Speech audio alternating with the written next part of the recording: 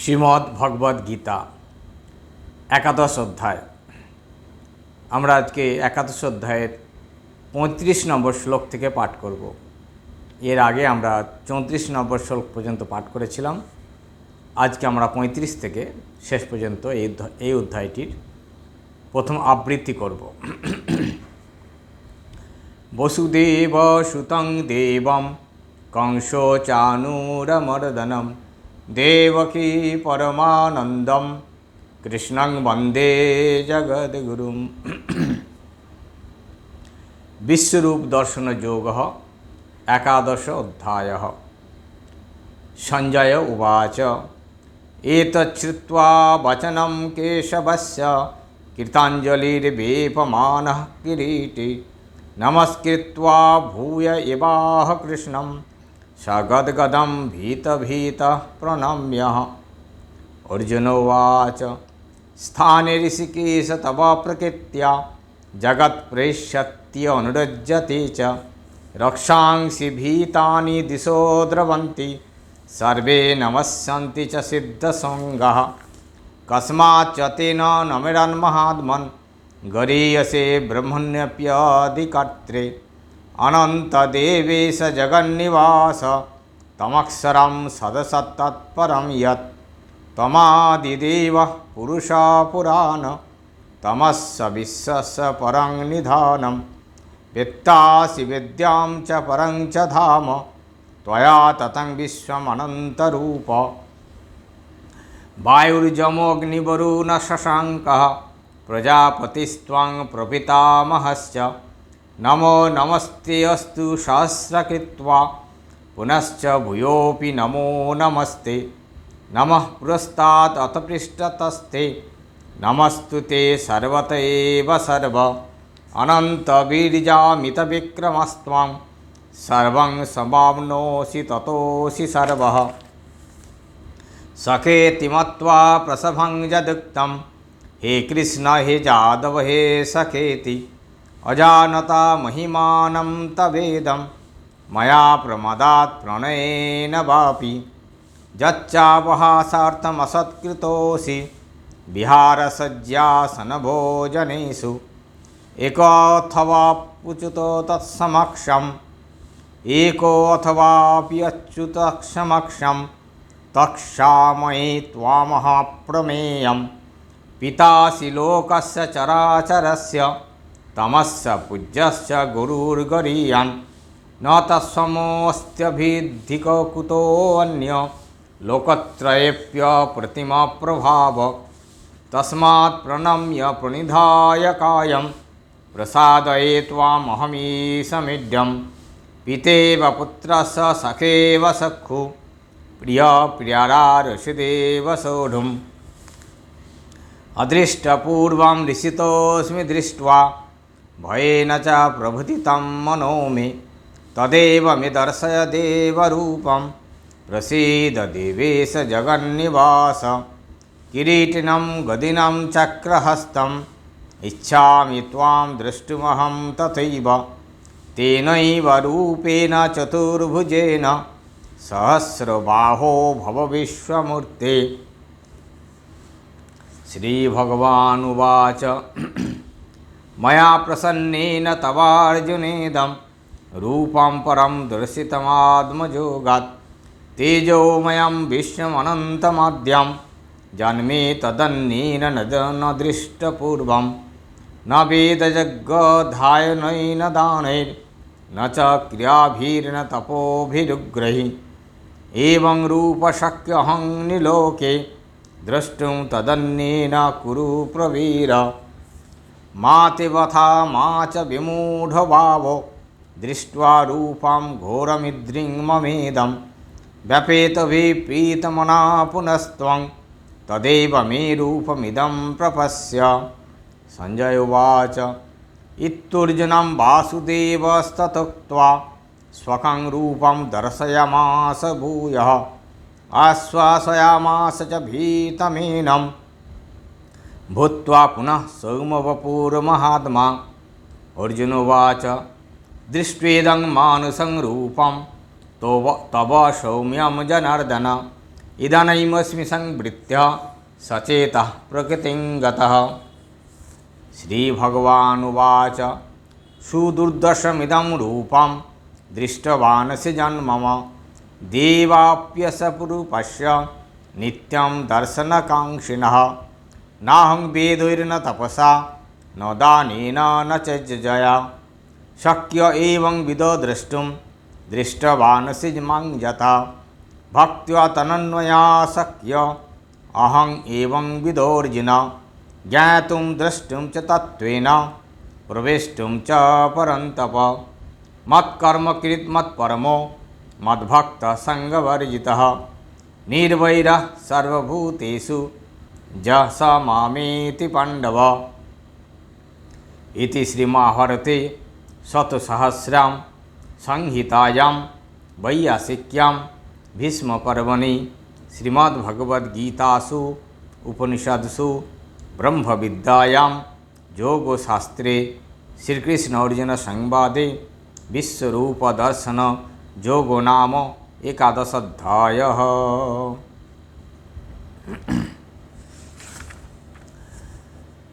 एकादश अध्याय विश्वरूप दर्शन योग। যখন অর্জুনকে ভগবান কোনো মতেই অর্জুন তার ভগবানের বশে আসছে না, কারণ অর্জুন ভাবছেন যে ভগবান তারই মতনই একজন সাধারণ মানুষ বা তার সখা, তাই তার কথায় ভগবান অর্জুন সম্পূর্ণরূপে মেনে নিতে পারছেন না, গ্রহণ করছেন না। তখন ভগবান তাকে বিশ্বরূপ দর্শন করালেন। তার অনন্ত যে মহিমা, অনন্ত ঐশ্বর্য, তিনি মানুষ রূপে এলেও তিনি যে মানুষ নন সেটি অর্জুনকে দেখানোর জন্য, বোঝানোর জন্যে তিনি বিশ্বরূপ দেখালেন। অর্থাৎ সমস্তই যে তিনি হয়ে রয়েছেন, তিনিই একরূপে কৃষ্ণ হয়ে নররূপ ধারণ করেছেন, আবার সব কিছুর ভিতরে তিনিই রয়েছেন, অন্তর্যামী রূপে সবার হৃদয়ে তিনি প্রবিষ্ট হয়ে রয়েছেন। এইটি রূপ, এই যখন বিশ্বরূপ অর্থাৎ বিশেষ যে রূপ, বিশ্বব্যাপী যে রূপ, সব রূপেই তিনি, সব রূপের অন্তরালে তিনি রয়েছেন। এইটি যখন অর্জুন দেখলেন তখন অর্জুনের মাথা ঘুরে গেল। অর্জুনের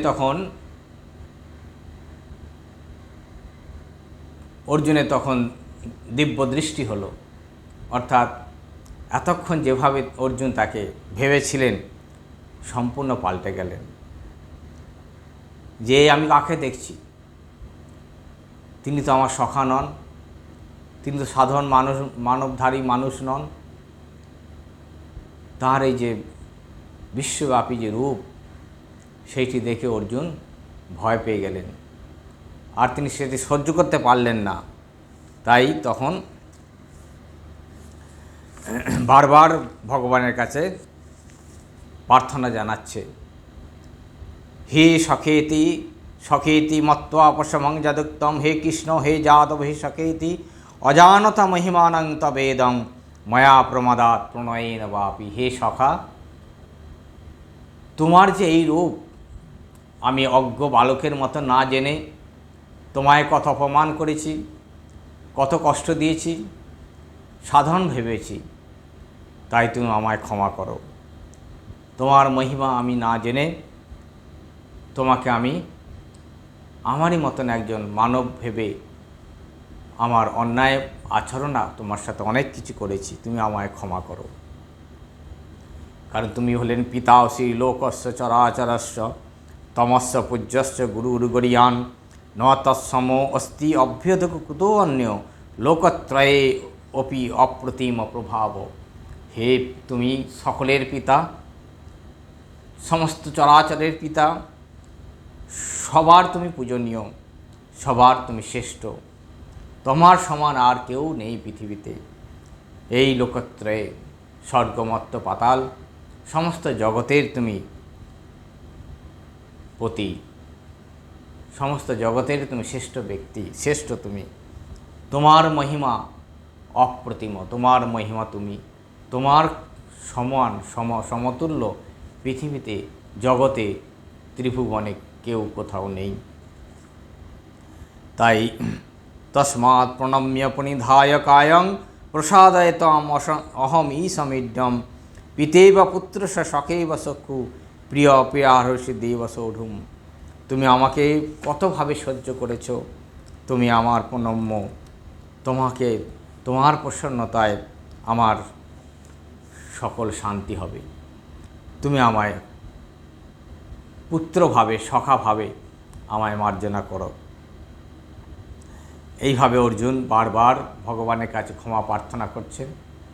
ভগবানের এই বিভূতি দেখে তিনি সম্পূর্ণরূপে ভগবানের চরণে নিজেকে সমর্পণ করে দিয়েছেন।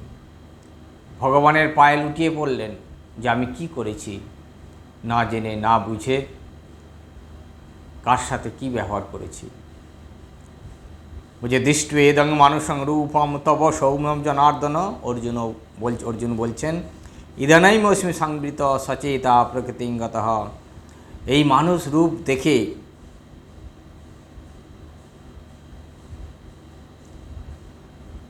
তখন অর্জুন ভগবানকে কাতর প্রার্থনা জানিয়েছিলেন যে তোমার মানুষ রূপেই তুমি দর্শন দাও। তোমার এই বিশ্বরূপ আমার সহ্য করতে পারছি না, আমি সহ্য করতে পারছি না। তুমি তোমার যে সেই পূর্ব যে রূপ, সেই মানব রূপ, সেই সুদর্শন রূপ, সেটি আমায় দর্শন দাও। তখন ভগবান অর্জুনের এই প্রার্থনা শুনলেন, বারবার তাকে প্রার্থনা করছেন আর আমি তোমার এই বিশ্বরূপ দেখতে চাই না, তোমার সেই তুমি যে সুদর্শন চক্রধারী সখা আমার, কৃষ্ণ আমার, সেই রূপে দেখা দাও। শ্রী ভগবান উবাচ, ভগবান বলছেন হে অর্জুন তথাস্তু।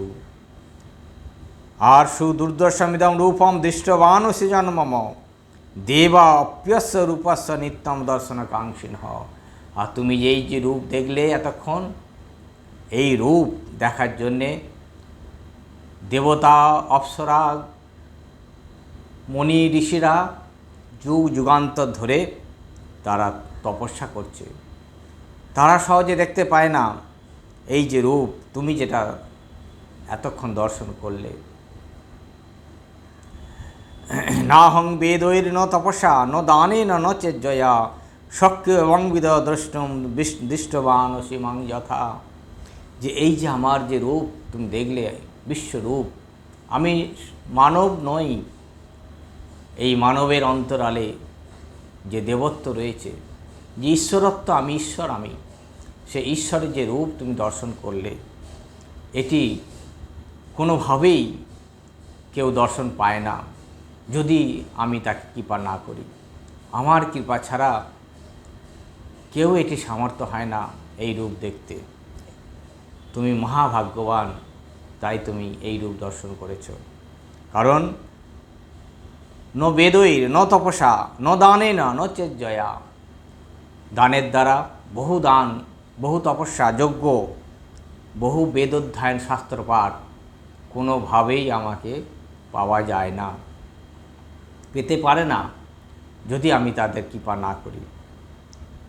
যেটি তুমি এই রূপ দর্শন করলে, যে রূপটি তুমি আমার দর্শন করেছ, এটি খুবই দুর্লভ। অনেক সাধ্য সাধনা করার পর যদি আমার কৃপা হয়, তখনই সে ব্যক্তি আমার এই রূপ দর্শন করতে পারে। আরেকটি উপায় ভগবান বলে দিচ্ছেন যে পারে একমাত্র ভক্তিয়া তু অনন্যয়া শক্য অহম এবং বিধ অর্জুন জ্ঞাতুম দ্রষ্টুম চ তত্ত্বেন প্রবেষ্টুম চ পরন্তপ। একমাত্র আমাকে পেতে পারে ভক্তিয়া, ভক্তির দ্বারা, অনন্য ভক্তি। এছাড়া এক হলো আমার কৃপা চাই, আর আরেকটি হলো ভক্তি। যদি অনন্য ভক্তি কারো থাকে সেই ভক্তির জোরে ভগবান বাধা পড়েন। তাই সেখানেই একটাই মাত্র ভগবানকে দর্শন করার, ভগবানকে জানার উপায় হলো ভক্তি, অনন্য ভক্তি। আর আরেকটি উপায় হলো তার কৃপা। ভক্তি হলে আর কিচ্ছু প্রয়োজন থাকবে না, অনন্য ভক্তি। অর্থাৎ একমাত্র ভগবানকে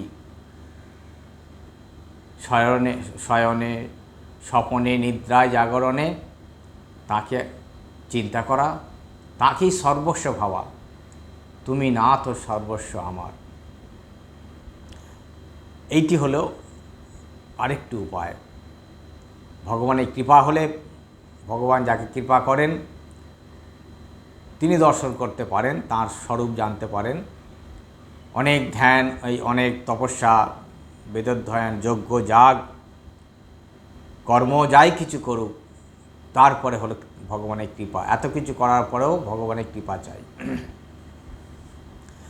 আরেকটি উপায় হলো ভক্তি, অনন্য ভক্তি। অনন্য ভক্তি হলে ভগবান সে ভক্তির জোরে বাঁধা পড়েন। বলছে ভক্তিয়া ভক্তি অনন্যয়া ভক্তিয়া, অন্য কোনো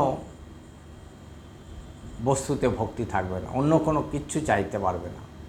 অন্য কিছু না চেয়ে কেবল ভগবানকে যে চাইবে, অহম এবং বিধ অর্জুন, হে অর্জুন, এই রকম অনন্য ভক্তির দ্বারা ভক্ত আমাকে পেতে পারে। ভক্তির দ্বারা জ্ঞাতুম দ্রষ্টুম চ তত্ত্বেন এবং প্রবেষ্টুম চ পরন্তপ, হে অর্জুন, ওই অনন্য ভক্তির দ্বারা আমাকে জানতে পারে, দর্শন করতে পারে, আমার তত্ত্ব স্বরূপ জানতে পারে। এই ভক্তিতেই সব কিছু পাওয়া যায়। ভক্তির দ্বারাই পরমার্থ লাভ হয়। ভগবানের যেমন সাকার রূপ দর্শন হয়, সাকার নিরাকার, আবার সাকার নিরাকারের পার, তাঁর যে প্রকৃত স্বরূপ, তিনি ঠাকুর যেমন বলেছেন তিনি সাকার, তিনি নিরাকার, আবার তারও বাইরে, এসবেরও বাইরে। তো সেটি একমাত্র এই ভক্তি হলে।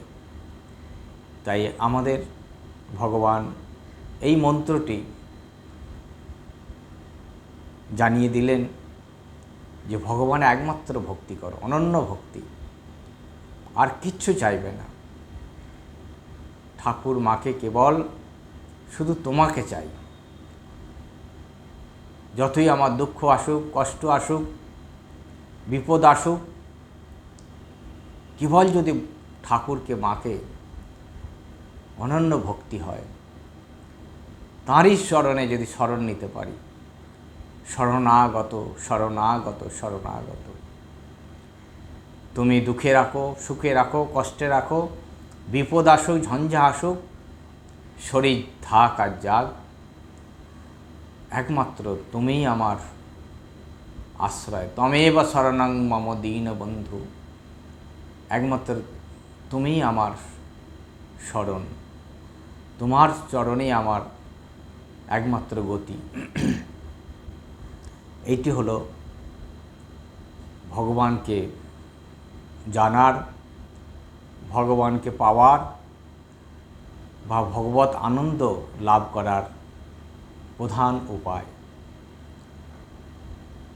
যদি শান্তি পেতে চাও, ভগবানকে আশ্রয় করো। ঠাকুর মা স্বামীজির উপদেশ, গীতার উপদেশ, যদি জীবনে শান্তি পেতে চাই,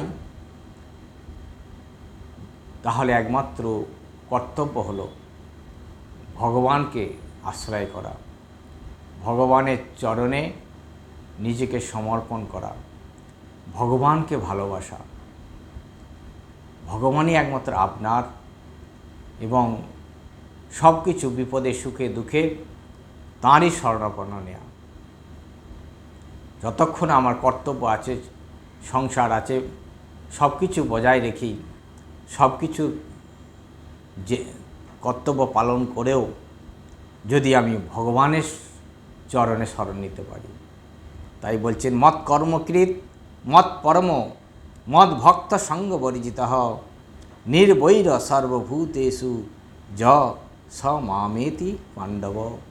হে পাণ্ডুপুত্র অর্জুন,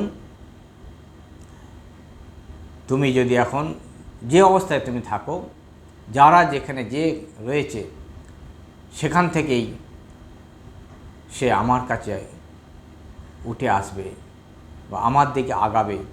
কিভাবে না মৎ কর্মকৃত, আমার কর্ম করো, আমার নাম করো, আমি তোমার কাছে শ্রেষ্ঠ।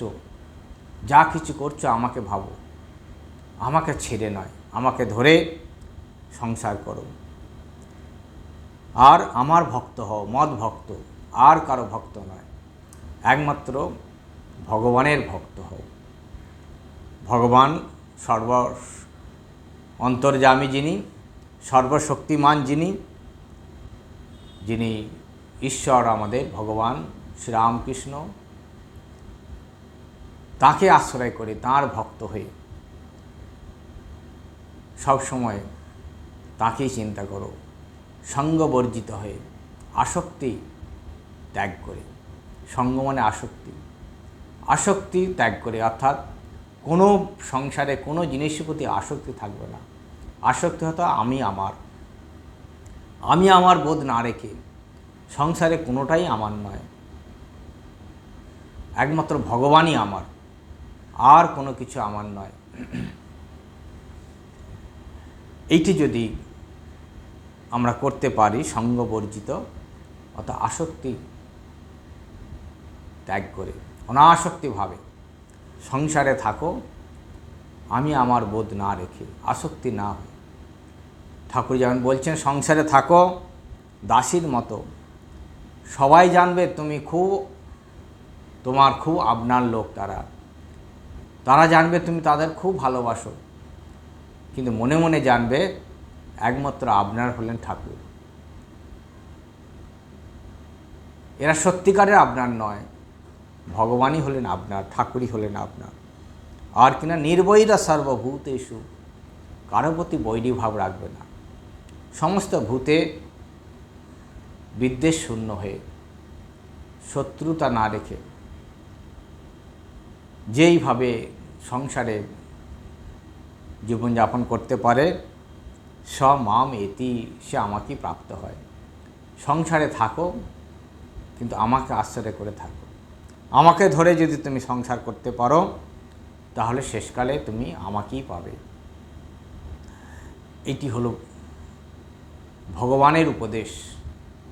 সেই ভগবান যিনি কৃষ্ণ রূপে ছিলেন, রাম রূপে ছিলেন, তিনিই এই যুগে শ্রীরামকৃষ্ণ রূপে। সেই ভগবানেরদের উপদেশ যুগে যুগে তারা এসেছেন, একই কথাই সময় উপযোগী, স্থান কাল পাত্র ভেদে তাঁদের উপদেশ। তাই এই ভগবানের গীতার একাদশ অধ্যায়ের যে শেষ শ্লোক, ভগবান একদম আমাদের সারাংশ করে জানিয়ে দিলেন যে মৎ কর্মকৃত, মৎ পরম, মৎ ভক্ত সঙ্গ পরিচিত, নির্বৈর সর্বভূতেষু যশ মামেতি পাণ্ডব। যিনি আমারই প্রীতির জন্য সমুদায় কর্ম করেন, আমি যার একমাত্র আশ্রয়, যিনি সর্বপ্রকারে আমাকেই ভজনা করেন, যিনি সমস্ত বিষয়ে আসক্তি শূন্য, যার কারো প্রতি শত্রুভাব নেই, অর্থাৎ কারোর সঙ্গে শত্রুতা নেই, সেই ভক্ত আমাকেই প্রাপ্ত হন। এই রকম ভক্ত হতে হবে, ভগবানের ভক্ত, ঠাকুরের ভক্ত যদি আমরা হতে পারি, যে ঠাকুরেরই কাজ, সব সময় যা কিছু করবো এটি ঠাকুরের, ভগবানের।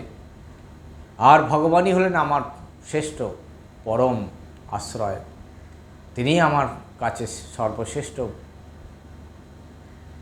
আর সঙ্গবর্জিত, আসক্তি ত্যাগ করে, কোনো কিছুতেই আসক্তি থাকবে না। আমি আমার বোধে আসক্তি নেই, সব ভগবানের সংসার, গোটা সংসারতে জগৎটাই ভগবানের, সুতরাং আমার বলে কিছু নেই। আমাকে তিনি রেখেছেন সংসারে কর্তব্য পালন করার জন্য। মৎ কর্মকৃত, মৎ সঙ্গবর্জিত, নির্বৈর সর্বভূতেষু, সবার সাথে, সবার মধ্যে শত্রুতা না রেখে। যশ মামেতি পাণ্ডব, যিনি আমাকেই চিন্তা করে তিনি আমাকেই প্রাপ্ত হন। শেষ পর্যন্ত এই আমাকে ভাবতে ভাবতে সে আমাকেই প্রাপ্তি হবে।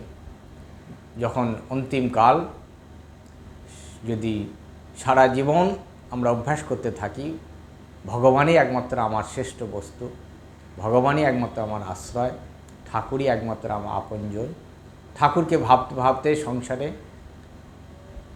সারা জীবন যদি ভাবতে থাকি, মৃত্যুর সময় বলছে ভগবান তিনি এসে কোলে তুলে নিয়ে যাবেন। মা বলেছেন যে যাই করুক, যদি ভগবানকে চিন্তা করতে পারো, ঠাকুরকে যদি ভাবতে পারো, ঠাকুর শেষকালে এসে সমস্ত কিছু মায়া বন্ধন কাটিয়ে আমাদের যা কিছু দুর্বলতা আছে সেগুলো নাশ করে তিনি কোলে তুলে নেবেন। ওম শান্তি শান্তি শান্তি। হরি ওম তৎসৎ। শ্রীরামকৃষ্ণার্পণমস্তু।